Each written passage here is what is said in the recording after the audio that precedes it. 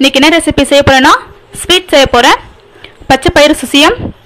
பச்சை பயிறு 250 கிராம் எடுத்துர்க்கேன். இது 1 ஹவருக்கு முன்னாடி ஊற வச்சிட்டு வாட்டர்ல வாஷ் பண்ணிட்டு ஃபில்டர் பண்ணி வச்சிருக்கேன். இப்போ இத ஃபர்ஸ்ட் குக்கர்ல வேக வச்சு எடுத்துக்கலாம்.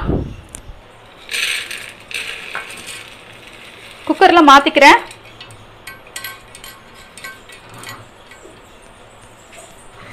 குக்கர்ல மாத்திட்டேன். இத வேக வச்சு எடுத்துக்க போறேன்.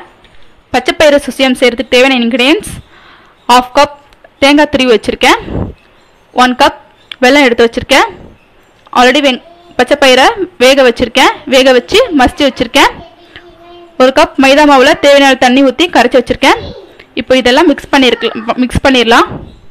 எடுத்து வச்சிருக்கேன் தேங்காய், வெல்லம்,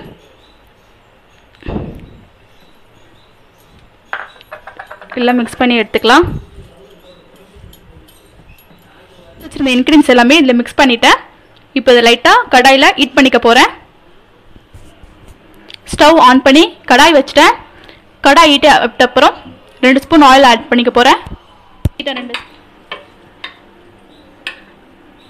கடாயில் போட்டு இதை கொஞ்சம் லைட்டாக ஃப்ரை பண்ணிக்கலாம். இதை இப்போது ஹீட் பண்ணி எடுத்துக்கிட்டேன். சூடு ஆறிட்ட அப்புறம் உருண்டை பண்ணி எடுத்துக்கலாம். உருண்டை பண்ணி எடுத்துக்கிட்டேன். நெக்ஸ்ட் இதை மைதா மாவில் டிப் பண்ணி ஆயிலில் பொரிச்சு எடுத்துக்கலாம். தேவையான ஆயில் ஊற்றிட்டேன். ஆயில் ஹீட் ஆகட்டும். இப்போ இந்த உருண்டையை மைதா மாவில் லைட்டாக இப்படி டிப் பண்ணிக்கலாம். டிப் பண்ணிவிட்டு ஆயிலில் போட்டுறேன்.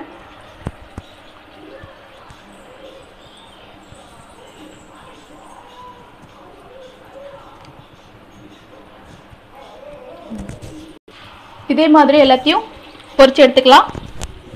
ஒரு சைடு குக் ஆகிடுச்சு. இப்போ இன்னொரு சைடு திருப்பிக்கலாம்.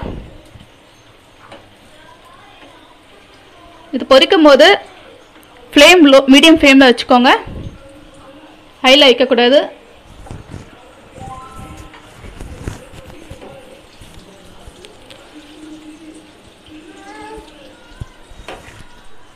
இது குக் ஆகிடுச்சு. இது ஒரு பிளேட்டில் எடுத்து வச்சுக்கிறேன்.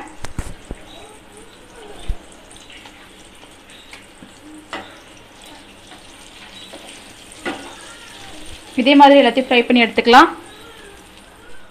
எல்லாம் ஃப்ரை பண்ணி எடுத்துக்கிட்டேன். பச்சை பயிறு சுசியம் ரெடி ஆகிடுச்சு.